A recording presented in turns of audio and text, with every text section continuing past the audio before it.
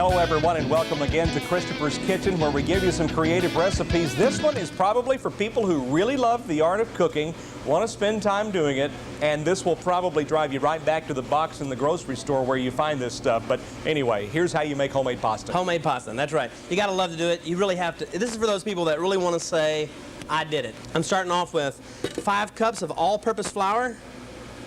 Right now, I mean, old traditional ways tell you to put this on a wooden cutting board, make a well in the center, and add 1 egg at a time, but we're all in a hurry here. This is a la America.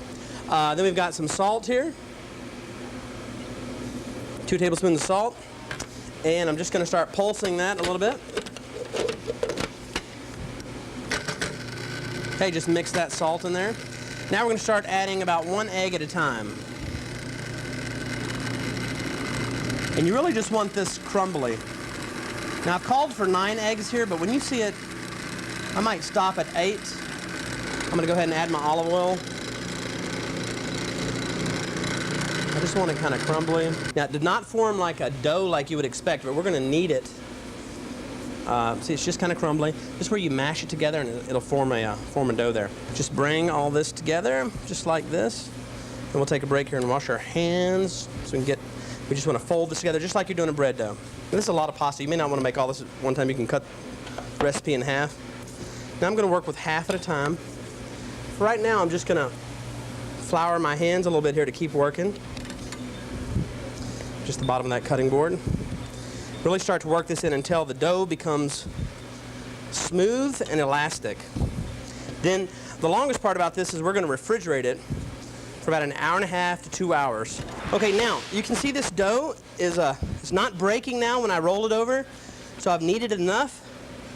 Just gonna roll it over, tuck it in. I'm gonna wrap that in plastic wrap and refrigerate it for about 2 hours. Now I'm gonna introduce you to the last ingredient here. This is called semolina flour. Places like Ruffino Meats may carry it, or they'll be able to get it in for you. Now what I wanna do here, this semolina flour is just a very fine wheat flour. It's 100% pure semolina, very important for pasta making. And what that does, it helps keep the dough dry while we go through this machine.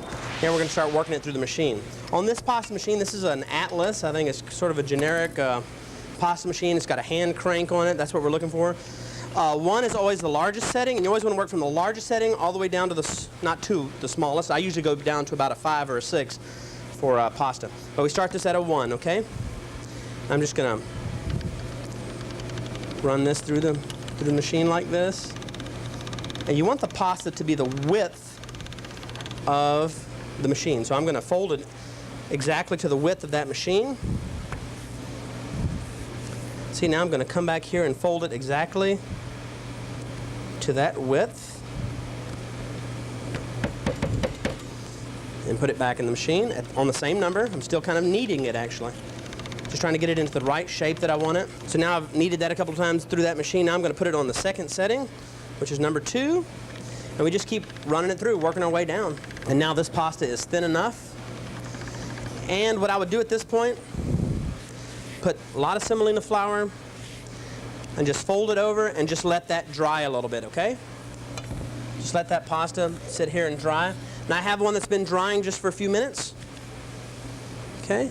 I folded this one over and I've got that one drying. Now I'm just going to cut a little fettuccine or tagliatelle. So you can hand cut these. In the restaurant, we use a pappardelle cut, which is like that wide, which is really nice for very thick sauces.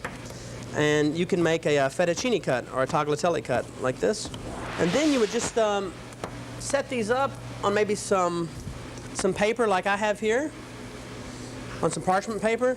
You just want to separate those noodles a little bit and put more semolina flour, okay? And fresh pasta cooks a lot quicker, so as soon as that pasta floats, or even before that, you want to take that out, put it in your serving dish, or mix it with the sauce at that point. If you want to be rewarded by making the entire meal from scratch, great way to do that with pasta. We do have the recipe available for you online at kbtx.com. Just go to featured links, access the food page, and that's where you'll find all of the recipes we feature right here on Christopher's Kitchen. It's been fun as always. Thanks, for Christopher Lampo, I'm Mike Wright again for another edition of Christopher's Kitchen.